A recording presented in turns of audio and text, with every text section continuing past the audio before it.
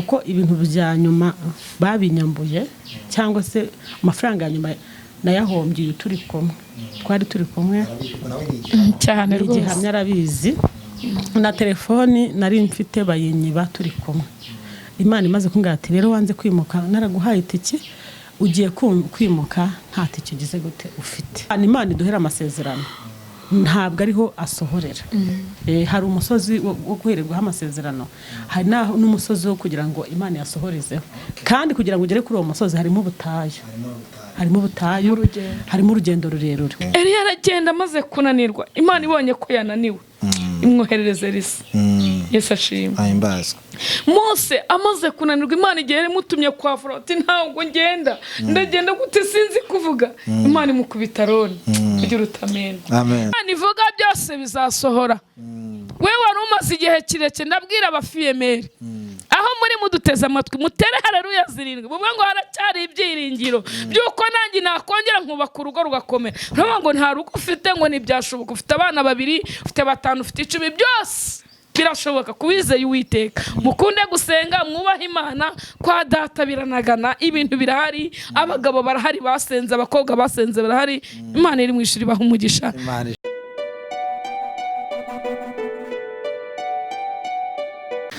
Twongeye kwa ikaze bakunzi ba IRAKORA TV, amahoro y'Imana abane namwe. Turabishimiye cyane nkuko muri kurira kuri kamera zacu, turi kumwe n'abakozi b'Imana babyambariye bambaye neza cyane. Reka mbanze mpere kuri ya ufite microphone mushya cyane abanze abibwire.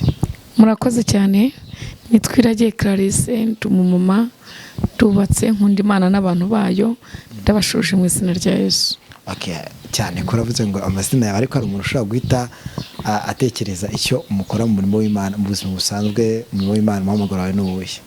Umuhamagaro wanjye ni ivugabutumwa. Ivugabutumwa. Ariko ngo ukinira filime da? Ndi n'umukinnyi wa filime yitwa Biva mu gusenga. Okay. Byiza cyane. Turakwishimiye cyane mama. Murakoze. Uyu we muramumenyereye nawe, reka abibwire kari mama. Murakoze cyane. Nanjye amazina ni Mukakamari Aloysia cyangwa se Mmbyiringiro. Suje abakunzi ba IRAKORA TV, turabishimiye. Imana ibahe umugisha. Neza cyane Mmbyiringiro, turabishimiye kubabona cyane ko hagati ariko mwambaye neza mama. Murakoze cyane. Okay. Imana ibahe umugisha kandi ni ibintu by'agaciro kubabona nk'abakozi b'Imana, nk'abavuga butumwa, bavuga ubutumwa bwiza bwa Yesu Kristo. Reka nubundi kuko nzi neza ko tugiye kugira ikiganiro cyiza, reka tubasabe mubanze nkuko mudusengera Imana, uramukiza dusengera Imana, cyane ko ibintu byacu byose tubanza kwiragiza Imana, noneho nyuma turakomeza. Karibu. Mana data twese, Mana ikomeye, Mana yo kwizerwa, Mana yo kwiringirwa. Uyu ni umunsi udasanzwe, umunsi w'ibyishimo ku muryango, n'umunsi w'ibyishimo n'inshuti yanjye twicaranye mu Mmbyiringiro, twongeye kunezerwa, turi kuri kamera, turi kumwe, turi imbere y'ubwoko bwawe Mwami tugushimira. Twibutse iminsi ya kera tukuzamuriye amaboko, uyu munota tugiye kuvuga imbaraga zawe Mwami, tuvuge gukomera kwawe. Turakwinginze kugira ngo wururuke ubane natwe, umwana n'umwuka wera bamanuke, wongere guterana natwe mu izina rya Yesu Kristo. Turakwinginze rero ibiganiro byacu byose byo kuguhesha icyubahiro ni mu izina rya Yesu Kristo, kandi dusengera buri muntu wese uduteze amatwi umuha umugisha. Birashoboka ko yaba arwaye ariko mu ishyamba arimo gukira, birashoboka ko afite ubwigunge bwo mu mutima ariko kwa Yesu byose birarangira. Imana ishimwe. Rero buri muntu wese uduteze amatwi yumve ihumure, yumve gukora kw'Imana ku buzima bwe ni mu izina rya Yesu Kristo Mwami wacu. Amen. Amen. Amen. Imana ishimwe cyane. Wakunze kutubwira ngo nyibutsa Clarisse, watubwiye ko ukunda gukina ngo filime. Ese uri muri filime yo muri Biva mu gusenga, abantu bajya gukurikira ni iyihe nabigita ubundi ni ubuhe butumwa ugeze utambutsa bukakuneza cyane wacisho gata ku buryo umuntu ahita kwibukira muri ishusho watambukije muri kuvuga filime? Muri filime ari filime twakinnye y'impumyi. Iyo filime yaranejeje cyane, ni filime naba narakinnye sengera umuntu yari yahumye mutoraguye ku nzira. Ko namutoraguye ku nzira yari impumyi ariko asabiriza, mutoragura ku nzira mugirira neza, ndamufasha nza kumusengera rero Imana iramukiza. aho hantu numvise hanejeje cyane, niyo mparebye numva yuko Imana abanye nanjye kuri icyo kintu. indi filime yongeye kunezeza na kinye ni filime y'ubuzima bwo mu rugo. ana akantu nigeze nkina n'umwana akora akazi ko mu rugo. ako kazi rero umwana nza kumufata ari kumwe n'abasore binjiye mu rugo baje kumutesha igihe, mbafata barimo gusomana. uwo mwana rero ntabwo namufashe umwirukane nk'uko abisi babagenza. naramufashe ndamuganiriza, mugira inama, mwereka inzira y'ukuri, ndamubabarira. nsanga ubwo nabwo harimo ubutumwa bwiza bwo kwihangana, kuko kwihangana bitera kunesha. Yego. Okay, byiza cyane. Abantu bajya gukurikira mu buryo bwa filime nabo ubwo bahise bakubona mu iyo shusho y'uburyo wagiye utangaza ubutumwa bwiza uciye mu buryo bwa filime. ndabyumva uri umukozi w'Imana mu buryo bugiye butandukanye mu kuvuga ubutumwa bwiza no mu gukina filime. Reka mu ijambo rimwe Imana naguumugisha cyane. Hagati hari kumwe n'umukozi w'Imana n'ubundi ngo mufitanye amateka akomeye cyane. Ndabona yatuje, ariko uyu munsi ndamusaba kugira ngo yisanzure avuge rwose. abantu bakunda kwandika komentera tugaza ngo umubyeyi ngo kucya tuza cyane ngo ntavuge, akavuga gake cyane. arasa noneho mwigiramo tubaraga rwose aduhe ku mateka. hagati aho mami umunsi agomba kwishima kuko turi kumwe, muri kumwe rwose nk'umuntu ufitanye amateka, mukuru wanjye dufitanye urugendo. rero uyu munsi agomba kwishima, ndabizi. kandi uyu ni umunsi udasanzwe ku buzima bwanjye nawe, kuko hari umunsi twigiye twicara turi mu marira, turi mu majuna, ariko Imana ishimwe. Hallelujah. uyu munsi ndafashijwe kuba turi kumwe. Imana ishimwe cyane. Mmbyiringiro ko numva ari akantu ashatse gusa nkantira amatsiko.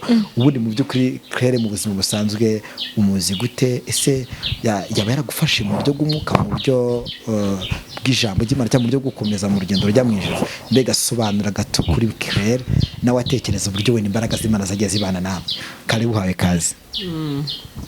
Saba murakoze cyane, nishimiye cyane kubana namwe muri iki kiganiro, kandi nanjye muhaye ikaze kuri IRAKORA TV. Hano bwa mbere tumwakiriye kugira ngo tubashe kuganira. Nta kindi rero cyatuzanye, dufitanye amateka menshi, si igihe kirekire ariko igihe twamaranye dufitanye amateka. Rero ngira ngo dusangize abakunzi ba IRAKORA TV, dufite intego ivuga ngo kumvira Imana biruta byose. kumvira Imana biruta byose, kandi n'ijambo rivuga ngo komatana na Yesu. Komatana na Yesu, waba uri mu bigeragezo, waba uri mu ntambara, waba ubabaye, waba uri kurira, waba urwaye, abantu bagusize, mbega igihe cyose waba urimo komatana na Yesu ukagumana nawe, uko ugumanye na Yesu ibintu byose bigenda neza. Rero nshimiye Imana cyane kubona ndi kumwe na Clarisse hano. Rero hari abantu batangirana urugendo ariko ntibarusozanye, ariko nshima Imana cyane ko turi kumwe twicaranye twongera kwibukiranya. David hari ijambo yavuze muri Zaburi ibice 93:4, ivuga ijambo rikomeye kandi yarivuze asa nk'uvuye ku rugamba, aricara aratekereza, aribuka. Aravuga ngo nibutse iminsi ya kera, ndebye imirimo y'intoki y'Imana, ngo nibwira ibyo yakoze nanjye nyiramburira amaboko. Turi hano rero twibukiranya, byari ngombwa twicara twembi twibukiranya, ariko twabonye ari na byiza kugira ngo tubisangize n'abandi. Kuko ndabizi ko muri uru rugendo rujya mu ijuru abantu bagenda, muri ibyo yaravuze ngo buri wese ageragezwe kwe. Ntabwo nzi rero ahantu uri uburyo uri kugeragezwamo, ariko muri ubwo bugeragezo byawe nakwifuza ko matana na Yesu. Kuko yo muri kumwe akuzanira marayika. Kandi aza ari marayika, ariko ntago aza ku maso ngo umubone, ahubwo aza mu shusho y'umuntu. Wa muntu akaza ari marayika akagukura ahantu agusanze. Rero ndishimye cyane kuba twicaranye na Clarisse, turimo tuvugana imbaraga z'Imana. Twagendanye urugendo rutari rworoshye, ari byo ngiye gusangiza abakunzi ba IRAKORA TV. Mu gihe nari ndimo nkora umurimo w'Imana ndi Cyangugu, ubuhamya bwanjye bazajya bihangana, bazajya bugenda bugarukirana, kuko nicyo cyatumye Imana ibinshishamo, kwari kugira ngo mu gihe nk'iki bifashe abantu benshi. Birashoboka kuri guca mu bigeragezo nk'ibyo wenda nanjye naciyemo, cyangwa se birashoboka ko uri kuvugana n'Imana nk'iyo nanjye icyo gihe navuganaga nayo, ukabona ko atari yivuze. Ariko nagira ngo muri iki kiganiro ukuremo ijambo rivuga ngo nta jambo Imana ivuga ngo rihere. Haleluya. Kandi wongere ukuremo ijambo rivuga ngo kumvira Imana. Kumvira Imana ni ikintu gikomeye, nubwo bigorana, ariko iyo wumviye Imana ibintu bigenda neza. Niyo mvuga ngo mu buzima naciyemo rimwe na rimwe nagiye mvuga bwo gukorera Imana. Igihe cyarageze Imana impisezerano, yahoraga ibimbwira ko nshaka ko nzi Kigali, ariko mu gihe kigeze byari bigoye. Wowe byumva nyumve nawe biragoye buriya. Imana ivugana natwe yirimo kuvugisha ikubwira ati nzakora ibi, urabyishimira, ariko nyuma hari ubwo ati se niyo yavuze cyangwa ntisiyo, cyane iyo bitinze cyangwa se iri gushaka gushyira mu murongo wumva bidakunda. Aha rero rambwira ati nzakwimura njyane Kigali, harageze ngo nkwimure. Aho rero ni umubyeyi twahuye, bari baje gusenga ku cyumba iwanjye Cyangugu, ariko aza ni nka marayika. Yaje ni nka marayika kuko icyo gihe nari ndimo cyari igihe cyo gukora umurimo w'Imana, afite abantu benshi dukorana umurimo w'Imana, ariko Imana yo yabireba ikabona ntago bihagije. Ntabwo ndashaka kwimura ujye Kigali kuko hari abandi bantu benshi bagutegereje bazakuruhukiraho. Kubyumva no kubishyikira byari bigoye kuko nafite abana 7, urumva n'abandi nari mfite nareraga, noneho kandi urumva muri ubwo buzima bwo kwibana njyenyine. Imana yavuze ngo haguruka n'abana 7 basaga 10 ujye Kigali. Biragoye havanga ubuse ko ndi iwanjye nkaba ndi gukora umurimo w'Imana, mfite abantu banshagaye banzengurutse, vuga butumwa ndikora nta kibazo. Imana yaretse nkakomeza nkarera abana bafite naho bataha, ariko Imana yambwira ngo siko bimeze, ko natinze gufata umwanzuro n'icyemezo. Nibaza ko nzaza Kigali, mu mujyi wa Kigali, n'abo bana bose mfite abanjye n'abandi ndera, numva mugize gushidikanya nk'umuntu. Nibwo rero uyu mubyeyi yaje turahura, parankunda nanjye ndamukunda. Noneho mu kumukunda rero Imana yagiye ikunda kumbwira ijambo rikomeye, kambwira ngo izanyimura ariko sinzasezere. Kuko iyo bivugaga kenshi abantu benshi barariraga bakarira, abo twaga dusengana nuko, ariko aje amaze kuza aza ari intumweho kugira ngo amfashe mbe hafi. Arambwira ati ngwino imuka uze, kubera ko ari Imana ibivuze izabana nawe. Ngase Clarissa ndimuka gute? Twahuye icyo gihe ari mu bucuruzi, nari ndi mu bucuruzi, ariko namukoze igihe gito, narabivuze mu buhamya natanze, mbukora igihe gito. Mu gihe nari maze kubukora, Imana inyemerera ngo ngende byo gucuruza, nkagerageza nkacuruza, nkagera mu murimo w'Imana, nkabikora kandi byose nkabishyira ku murongo. Oya barabikora. Oya buriya gusenga kwiza Imana ibikwemereye ugasenga unakora n'ibintu byiza cyane. Ngenda nabikunda kuko nkunda gucuruza cyane, ndabikunda nuko kenshi mbijyamo nkabikora igihe gito. Imana nkambwira ati bireke, ariko buri ndabikunda. Cyo genda byibuka najyaga muri Kongo, hava muri Kongo nkazana ibintu Kigali, noneho kandi ubwo nkabizana nka ku cyumweru nkaba ndi hano Kigali, ku wa mbere nkirirwa mbicuruza, no ku wa kabiri, ku wa gatatu ngasubira, ku wa kabiri nijoro ngasubira Cyangugu. Twaba dufite groupe igomba kuraramo ku wa gatatu nijoro kugira dukomeze iterano ryo ku wa kane. Nkagerageza kandi Imana yagenda impumugisha, yariyo yavuze ariko ngo genda ukore, nukuri gendana nawe. Amen. Impumugisha ndabizibuka icyo gihe ndakora, maze gukora, noneho ku wa gatatu nijoro, ku wa kane nkaba ndi mu rugo nkayobora icyumba cy'amasengesho. Ariko Imana ikambwira ngo rega igihe cyo kuba hano cyararangiye. Kintu cyaje kuntangaza rero, mu gihe narwanaga n'umutima mbona abana biga ndi iwanjye ntashyira ubukode, abana barya, aho n'igihe cyageze rero Imana yambwira ati sezera.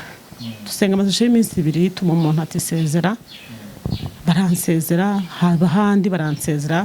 Aho rero ni umubyeyi yaje kuzira, tumenyana gutyo, nawe ari mu bucuruzi, ambera inshuti nziza, mbere umuvandimwe, mba hafi. Aho rero niho naje guhura n'ikibazo cy'uburwayi, ndarwara, ariko Imana ishaka kugira ngo nimuke. Kuko ndibuka no muri ubwo bucuruzi nari ndimo, Imana yari yampaye umugisha amaze kugira amafaranga menshi. Umunsi banyambura ibyo bintu, Imana yambwiye ati wanze guhaguruka. Aribyo ngira ngo mbwire umuntu wese twumva cyane, abakunzi bacu IRAKORA TV badukurikira, kumvira Imana biruta ibintu byose. Amen. Birashoboka, ntago nzi ikintu Imana iri kukubwira kano kanya, nta nubwo nzi imvugo y'Imana ufite kano kanya, ariko niba ari Imana ikubwiye ngo haguruka, ndakwize kugira ngo yumvire kuruta ibindi byose. Nta kintu na kimwe ugize gute urebyeho, kuko ngiye byo narebagaho si byo Imana yagira gute yarebagaho. Kuko ndabyibuka umunsi Imana intumaho ngo wanze kwimuka, naraguhaye itike kuncira inzira njya mu bucuruzi, yari incira inzira kugira ngo impitike, ariko gutinda kwimuka. Ndabyibuka ko ibintu bya nyuma babinyambuye, cyangwa se amafaranga ya nyuma nayahombye uyu turi kumwe twari turi kumwe cyane rwose igihamya arabizi na telefoni nari mfite bayinyiba turi kumwe. Imana imaze kumbwira ati rero wanze kwimuka naraguhaye itike ugiye kwimuka nta tike ugize gute ufite. Aha nakuyemo isomo rikomeye, wenda nawe yakuyemo isomo, twari kumwe telefoni bayinyibye turi kumwe n'ibintu babinyaka turi kumwe. Hano nakuyemo isomo ari ngira ngo nawe utwumva kubika imvugo y'Imana ni ikintu kimwe, ariko no kwishyira mu bikorwa ni ikindi kintu. Kuyumva ni ibintu byoroshye, ariko gushyira mu bikorwa ni ikintu gikomeye. Njya kurema isomo rivuga ngo Imana nimba ivuze ngo haguruka uhaguruke, nimba ivuze ngo kora kora, nimba ivuze ngo ci ibumoso cayo, nimba igushyize mu bigeragezo byihanganire, nimba igushyize mu ntambara komera, nimba ikwimye ibyo kurya wihangane, kuko aho igushyizeyo ibifite ikigambire kukwigisha. Aho rero yaraza aranyegera, urumva amaze guhomba, arabibona turi kumwe, telefone iragiye mvuye kuri rezo turi kumwe, arankomeza arambwira ati ariko wahagurutse ukaza ko nanjye mbayeho mu buhamya, ariko yabumpa ngasi Imana kuko umva naciye mu bintu byinshi bimwe arabizi. Aho hereye imbabaza ubiri kujya kumbabariza i Kigali ngo bigende gute, namwe ngo ngwina kangati ngwino tugende uzabaho nanjye mbaho nawe ngifite abana 7 anga basi wowe ubaye ariko kumwe n'umugabo, none nje nta n'umugabo mfite, none se ubundi mukana abana banje abandi ndera mbirukana. Arankomeza mba hafi cyo genda rwara bene data shiti z'umusaraba. Gukurikira Yesu ntago byoroshye kandi ntago uzakorera Imana ngo ntabwo uzakorera Imana ngo ubeho nkuko abantu bishaka. Hari igihe Imana izagushyira mu buzima butishimiye abantu, ariko ibugushyiremo kandi atari uko ikwanze. Abantu bo nibakureba babone ko bitari bigukuriye nk'umukozi w'Imana, ariko Imana yo biyinyure bitewe n'icyo ishaka kukwigisha cyangwa kwigisha abantu. Ntangira kwivuvuta ndivuta cyane, numva ko nari mvuye mu rugamba rukomeye, nari mvuye mu ntambara zitanyoroheye, ahantu nari ndi nari mpamaze umwaka umwe nawe utararangira, ndabyibuka utararangira. Mvuga Mana uzandushya kugeza ryari, aho nababariye kuva ndi umwana, none ngize igihe cyo vuga ngo nicare menya abana mbarire, none urambwe mpaguruke ngi Kigali se nta murima nta bushobozi nta n'amafaranga ngifite, ariko Imana ikambwira ngo genda nzabana nawe. Amen. Nzabana nawe. Ambwira ngo wireba kubigaragara ko narebaga abantu twabaga turi kumwe, ambwira ngo wireba kubigaragara wowe genda nzabana nawe. Uyu rero mba hafi nza kurwara, ndarwara ndaremba, ariko ntangwara biturutse ko nari natinze guhaguruka. Ko Imana yarambwira ati nutinda aha hantu uhaguruka ngo ugende dore barakuroze. N'abana bose ntabwo byatinze kuko niko byagenze, uyarabizi. Baraje baraturuga bashyira uburyo mu burozi mu nkono. Buri Imana ishaka guhungisha ahantu ibona ko ugiye kuhagwa, wowe ukabona ko ari urwango ikwanze kandi ifite ikintu ishaka kukurinda, cyangwa irashaka gukura ku musozi kugira ngo kuko ahantu Imana iduhera amasezerano ntabwo ariho asohorera. Hari umusozi wo guhererwaho amasezerano, hari n'umusozi wo kugira ngo Imana yasohorezeho, kandi kugira ngo ugere kuri uwo musozi harimo ubutayu, harimo urugendo rurerure. Ubwo butari ugomba kubucamo. Mpamvu buriya twishimiye duhabwa amasezerano kandi ni byiza, ariko muri hahantu Imana yaguhereye saba imbaraga, kuko yo wakiriye amasezerano wakiriye intambara, kuko Satani ahagurukira kugira gute kukurwanya. Byahita bituma ikindi kibazo nabariza wenda abakunzi bayakora. Ese buriya Mmbyiringiro aho umuntu aherewe isezerano ni ngombwa kugira ngo abe naho arindira yakora iki kugira ngo urugero umuntu wareherewe nk'urusengero mu nzu y'Imana, ese yaguma mu nzu y'Imana kugira isezerano rizasohora? Isezerano ni ngombwa kuko nanone uvuye mu nzu y'Imana ntabwo ryasohora. Vanga Imana nibigusehereye.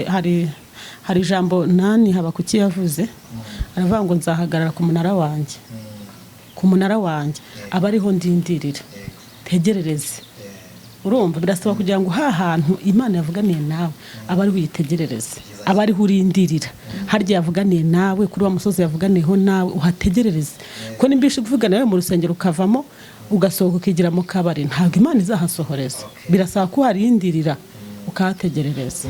Ubwo n'abantu bajya bakunda kuvuga uti wenda iby'Imana yavuze ngo no kubikora izabikora, ugasanga yarasengaga arangiza akajya kwivamo akigira mu bintu by'uburaya cyangwa akajya mu by'ubusinzi, bw'Imana ngizabisoza. Isezerano barisubije inyuma inshuro nyinshi cyane. Mbona ngo isezerano yuri hawe urabona nko reka turihereze urugero turi mu kiganiro iyo umudamu atwite iyo umudamu ataratwara inda noneho nyuma akaza gusama uvuga ngo abahawe isezerano ariko rya sezerano birasaba kugira ngo yigengesere kugira ngo y'amezi 9 azakigere noneho yakire rya sezerano kuko abafite umwana birashoboka kwenda twageze mu iterambere ujya kwa muganga ukamenya icyo ufite ariko ntabwo abazi ngo mbese ni inzobe ni urukara ushobora kujya bavuga ngo ni umuhungu cyangwa umukobwa ariko nabwo ari igihe babivuga wasubirayo ugasanga byandi bakubwiye siko kuri rero ni sezerano yurihawe nk'umukirisitu barimeze nk'umudamu usamye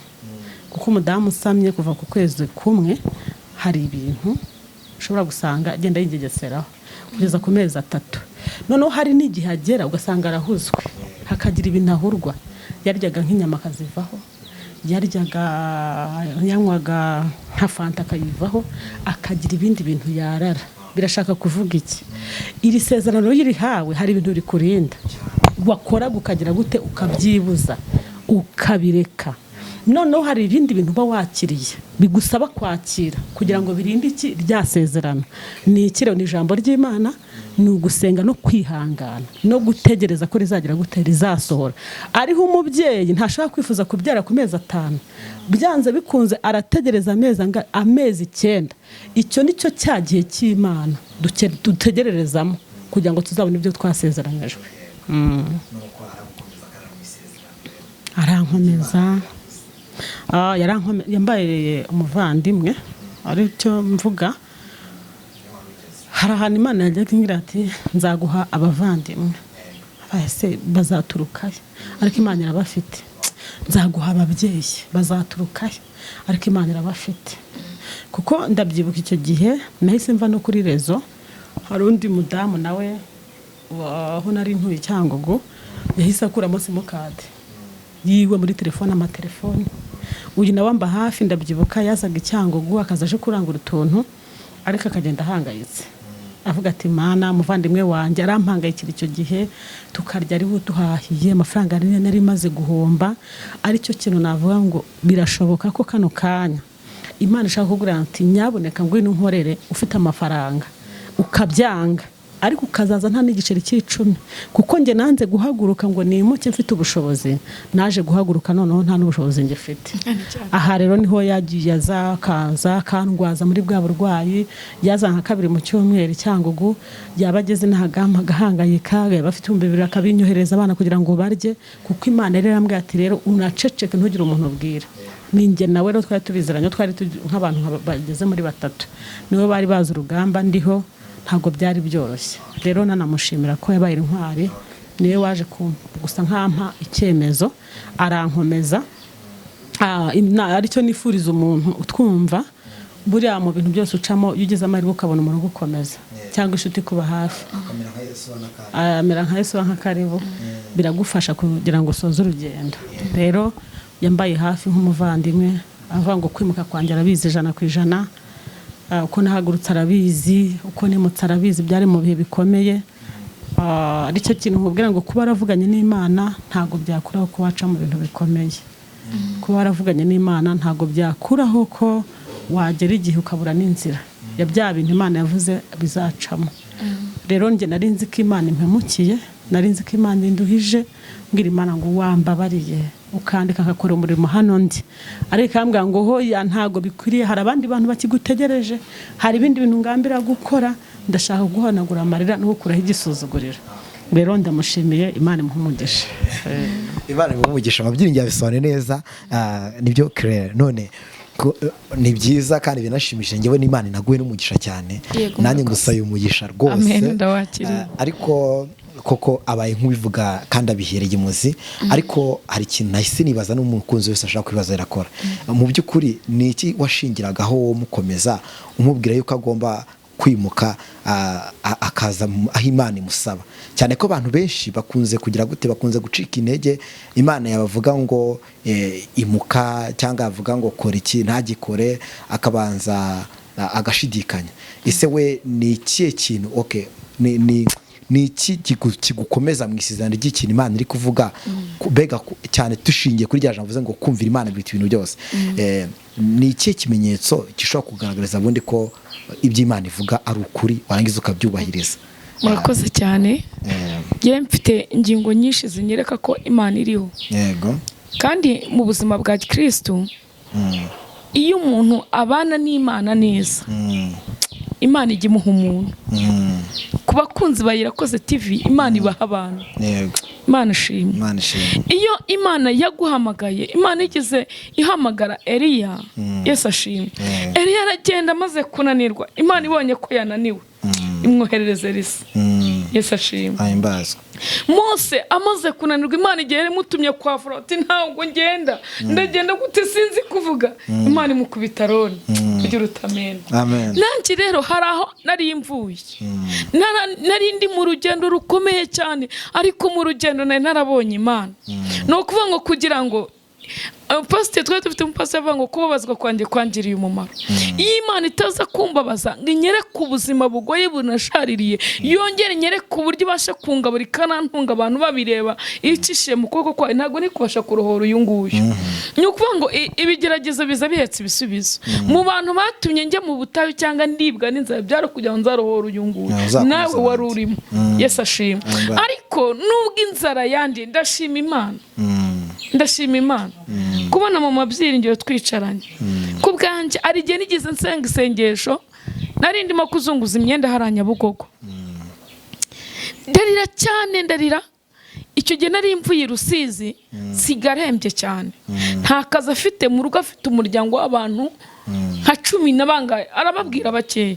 Habaga abantu nanjye nagerayo nkajya ndizwa n'ibintu akora kandi mbona birenze imbaraga ze. Yesu ashimwe. None cyane ndi muri gare ndimo kuzunguza Esther arampamagara ati mapre ubu tuvugana tugiye kuburara. None ubwo urumva nari ndimo gukata mu muhanda ndimo kuzunguza nkazunguza bigeze saa 3:30 Esther amaze kumpamagara ndaturika ndarira mbwira Imana ndareba nsanga nta n'ibihumbi 5 ndabona iwanjye mu rugo bagomba kurya ruko mvuye kuzunguza mu muhanda. Esther nawe arampamagaye kandi icyatumye Imana impuza n'uyu byano kujya ngo nzabe umumaro mu gihe gikomeye bugira utamena. Ndangije nsenga Imana ndagera negama ku gikuta ndabyibuka ndarira abantu batandeba ndabibwa ngo ratama emeza yuko ndi umuntu w'Imana kuko nimba arantumye Rusizi kujya ndohora uramudamu ntibaburare. Ndahije ndaturika narira cyane bitamura n'umukereta ngurira kenda kam bitajya kuri mobile money ndamusunikira kugira utamena. Rusizi bararya nanjye ndarya ndavuga ngo raturi Imana kwizerwa. Twagendanye urugendo rw'umubabaro rukomeye cyane. Haraho najyaga nsenga nkabwira Imana kuko kiwampujije n'uyu mugore uzi ko ndi umukene. Hari ahantu njya nibuka ngafashwa byarandenze ndagukunda. Iyo mbivuze ndarira. Hari aho byageze ubona ubwenge bwe kwibuka yaratakibuka yarabaye nk'umusazi. Birumvikana. Noneho nanjye ubwanjye iwanjye byaranshanze ariko nkabanje muri njye mfite impano yo gukomera kandi no mu buzima busanzwe impano yanjye nigisha ijambo bita kwizera. Yo. Imana ishimwe. Kubivuga birangora. Imana yarakoze. Imana yarakoze. Gusa muri igisaririmba igihe kimwe aravanga hari kurira kwararira umuntu ariko mu gitondo saa 11 impundu zavuga. Zikavuga. Merci. Imana ishimwe. Iyo nkubonye usa neza kugeza isaha mfite ibyishimo ndahamya neza ko iby'Imana avuganye nanjye bizasohora kubera ibyo imirimo nabonye kuri we. Imana ishimwe cyane. Numva ndi umukiri. Naririye uno mudamu nazamutse ubutayu atabizi ndarira ndasenga ndavuga ngo nuhindura ubuzima bwe nkabubona ari umugore usa n'abandi nzagushima. Ngushimye Imana ndi life isi yose byumve yarakoze. Icana yitwa IRAKORA TV. Imana yarakoze. IRAKORA TV. Imana iracyakora imirimo. Ibasha gukora ngo ibiruta cyane ibyo dusaba. Yego. Kuko hari aho yageze ari icyangugu ararira aramamagara ati murumuna wanjye bigenze gute ko mbona byanze tugiye kwimuka. Ndimuka gute iyo Mana yawe wayimbwiriye? Basi mbwirira papa wawe yuko ngiye kwimuka, ariko sindimuka niki? Ndazi Kigali dore nta gishoro nkigira, ndarwaye, divina agiye gupfa. Ndagenda icyo genda njya mu cyumba ndarira, nkagenda nkabwira Imana ngo basi Imana yampamaga amahirwe ya kabiri, kandi ubutwari bwo kurohora uriya mudamu. Numvaga namara kwinjira mu mujyi wa Kigali kuko naryama Imana ikajya impama yerekwa y'ukuntu azamera ageze mu mujyi wa Kigali, nkamuhamagara ntirega namaze gusurwa none hiri joro nabonye winjira mu mujyi wa Kigali, mbona ugize abakristo benshi cyane, mbona amabaraza atonze abantu barimo kukubwira mu byifuzo mvugira utamena. Icyo gihe nabaga nasenze narize nkayibwira ngo basi mpiye ikimenyetso ntabandi mwivangirwa, ngo bamuhamagara inzara nimwicira Kigali bizango. Imana ishimwe. Ndabyibuka abaze ku musozi, ku gisozi ahantu bita mu Budurira hasi, aza kunsura, twari babiri twaragendanaga. Imana ishimwe. Ejo Imana yigeze insura nyereka agiye kujya hanze, ndaturika ndarira nkumva najya nkunda gusenga, twajya no gusenga Imana bwako nazajya hanze simbyumve, ngeze aho nza gusenga Imana inyemeza ko agomba kugenda. Ni twiye tugirana ibihe byiza, ngira ngo icyo gihe nimba ari uhari sinzi, ndavuga ngo ndakubohoye n'Imana ikubohore wigendere kuko umurimo narisabwaga ngene narawurangije. Yesu nashimwe. None ndabyibuka turi ahantu mu Budurira, tujya gushaka inzu, twirwaga dushaka inzu ya make ko twumvaga ya 30, tubona inzu ya 30 ahantu ku gishanga. Yesu ashimwe. Buriya akanwa kiranutse karagoye.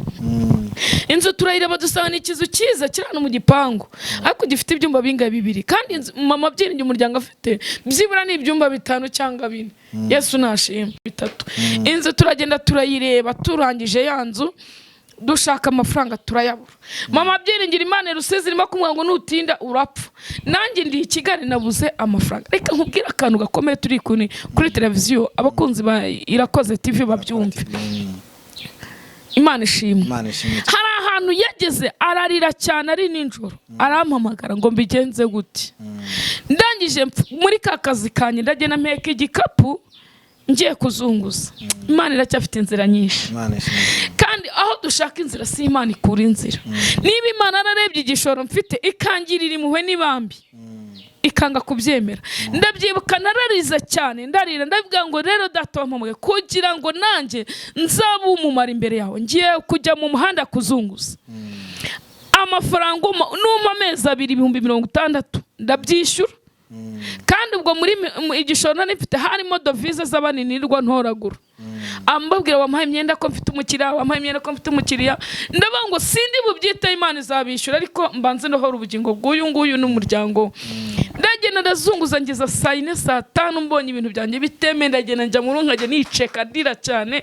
Ndavuga ngo kubera iki ibi bintu utabikoze? Ariko Imana ishimwe. Imana ishimwe cyane. Imana yaje guciza inzira, imuha amafaranga twishyura inzu ara ku Muhima.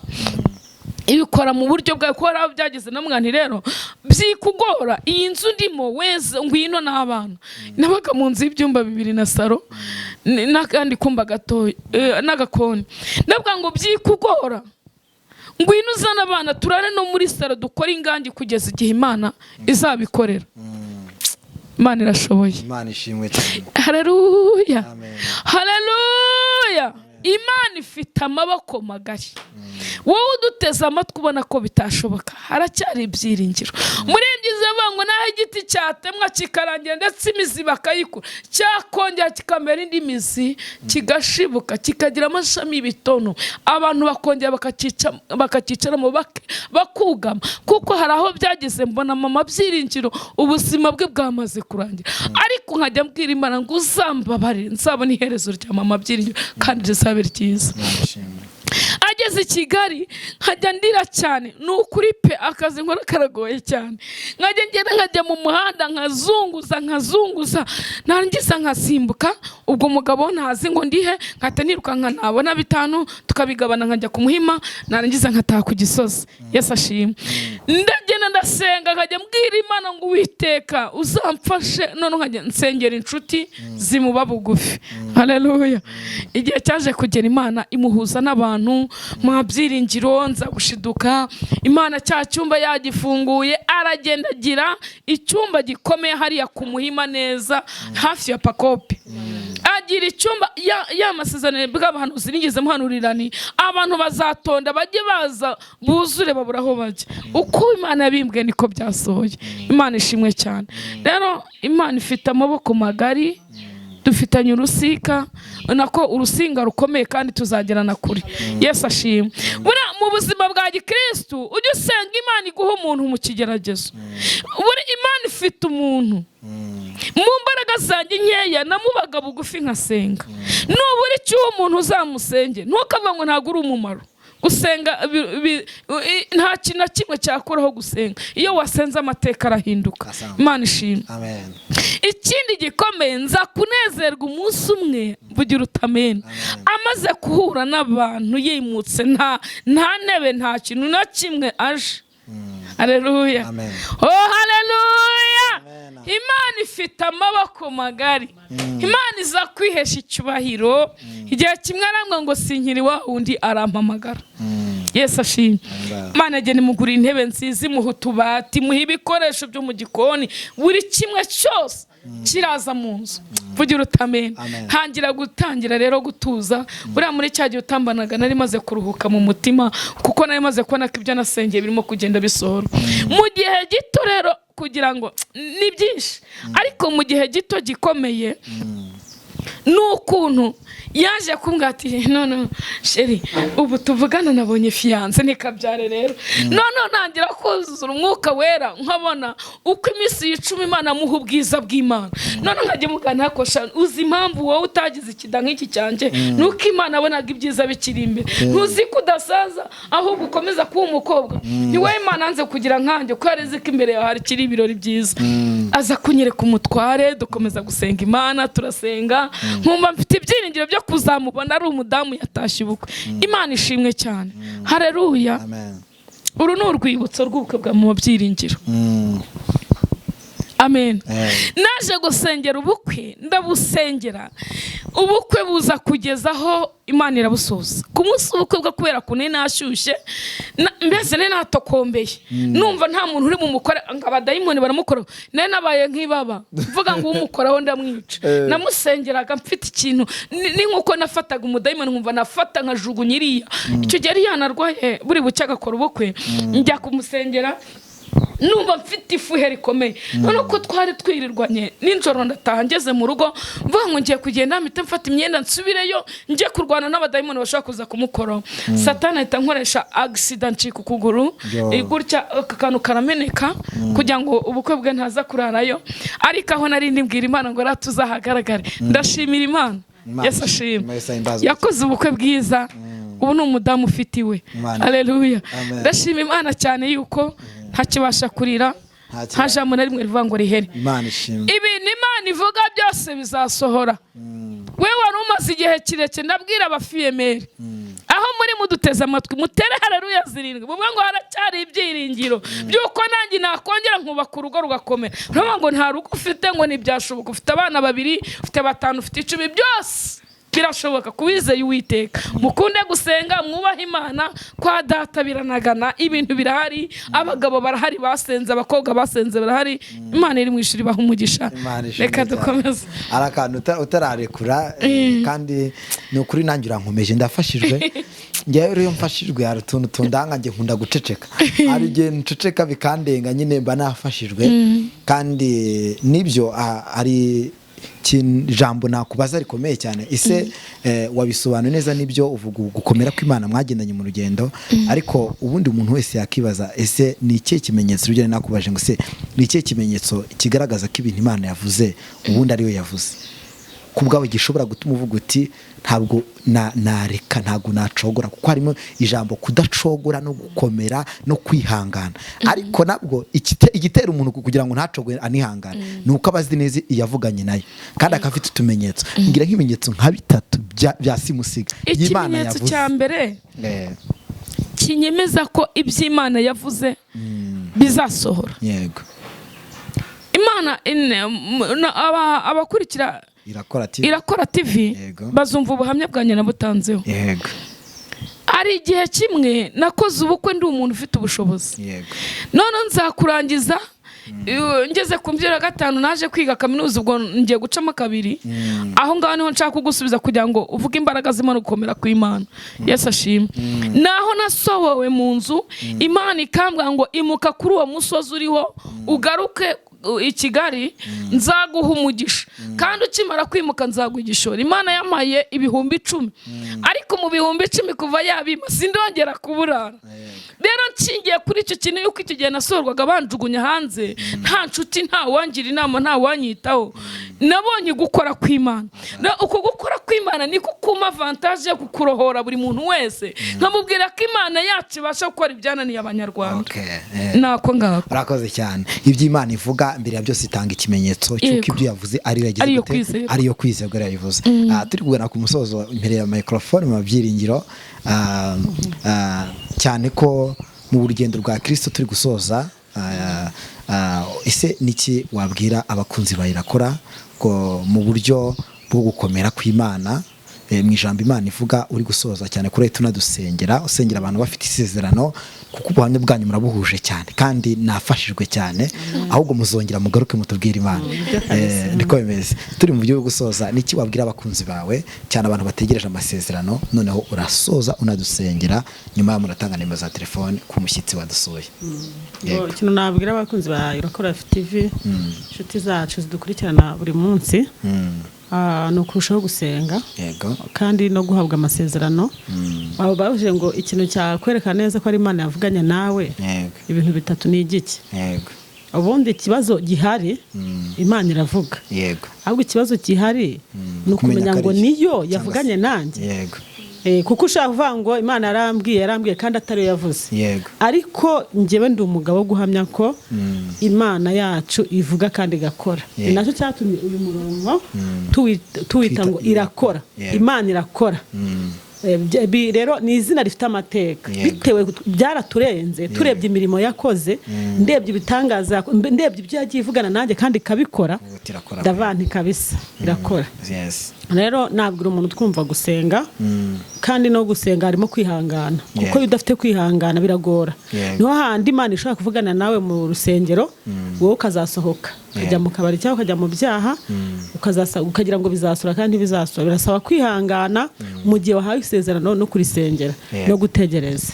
Rero ni mwihangane Imana irakora kandi iravuga igasohoza nta hantu kuri Imana itagukura. Mfite abantu benshi tubampamagara mbwira ati se nanjye Imana izangira neza nanjye Imana yantabara nanjye ndarushye ngeze ahantu mbona ko noneho birangiye aho ubona ko imbaraga zawe zirangirira aho nizi Imana zigatangira. Kandi ubushize narabwiye ngo y'ikibazo kitarakurenga ngo kiburi igisubizo Imana ibitaraza kugisubiza. Kandi abantu batarakuvaho ngo usigare wenyine Imana itaraza. Burya hari igihe Imana igeze abantu kugira ngo izi kwiyereke. Mwihangane mukomere kandi mwizere yuko Imana yacu ari Imana ifite imbaraga ndetse ishoboye ibintu byose. Imana ibahereze umugisha. Murakoze cyane. Nta kindi gituma dora tubisubiramo suko tuba twabuze ikindi kintu tuvuga. Hano wagira ngo nawe ahantu uri bigukomeza kandi bagire kwizera umuvandimwe umugisha cyane Imana imuha umugisha kandi akomeze gufasha n'abandi. Cyane ko ari n'umunyamasengesho mudere microphone n'abari dusengera atange na nimero za telefone kuko we izawe barazibona hepfo rwose. Dusengera Imana. Amen. Mana uri Imana ushoboye byose kukuvuga ni byoroshye uri umugabo ukomeye. Uyu munsi ni umunsi wishimwe kuzimu babyumve ko ushoboye abatakuzi bamenya ko uri umugabo kuguhamya biraryohera twarakubonye abantu batujugunye turakubona inshuti zatuvuye twarakubonye uhimbazwe Mana. Nyemerera buri muntu wese waduteze amatwi umurohorera ubuzima. Uwari urwaye ntiyakire gukira uwari ushonje yahabwa ibyo kurya uwari wananiwe no kubaka urugo mwubakire kuko urugo rwubatse ku rutare ntawe urusenya. Uwo bari batereje ibintu bya cyamunara muha ubuzima wongera umugarura imitungo ye ugere muri gereza abarengana ubarenganure Imana ishimwe. Nugera ku ngumba uhatinde ababuze urubyaro baha urubyaro nugera ku imfubyi wibuka ijambo Yesu yavuze aravuga ngo ndi se w'imfubyi nka umugabo w'abapfakazi uhatinde data. Ntugera ku bapfakazi barimo kurira abo barwaniye intambara z'iburyo n'ibumoso. Hayi ntugera kuri buri muntu wese ugukeneye akubone abone kuri umugabo ushoboye uhimbazwe wateranye natwe usozanyije natwe aho uri mu ijuru wumve ko tuguhaye icyubahiro. Warakoze kuko uri Imana itabesha kandi uri Imana idahinduka. Urakoze data mwiza mu izina rya Yesu. Amen. Wasoza itanu nimero za telefone ku muntu wakifuza kuba mwaganira cyangwa kugisha inama. Yego. 078 58 01 21 078 58 01 21. Murakoze cyane bakunzi ba Yakora TV. Reka nkwibutse utarakora subscribe ukande kwako kantu kumutuku no kukazogera kandi utange kuri na share ubutumwa bwawe bugere ku bantu benshi na like na comment mutubwire ku muntu w'Imana umeze. Reka tubwiye ngo turabakunda turabishimira kandi mujye mudusengera kwa Yakora TV. Amahoro y'Imana abane namwe. Shalom shalom shalom. Amen.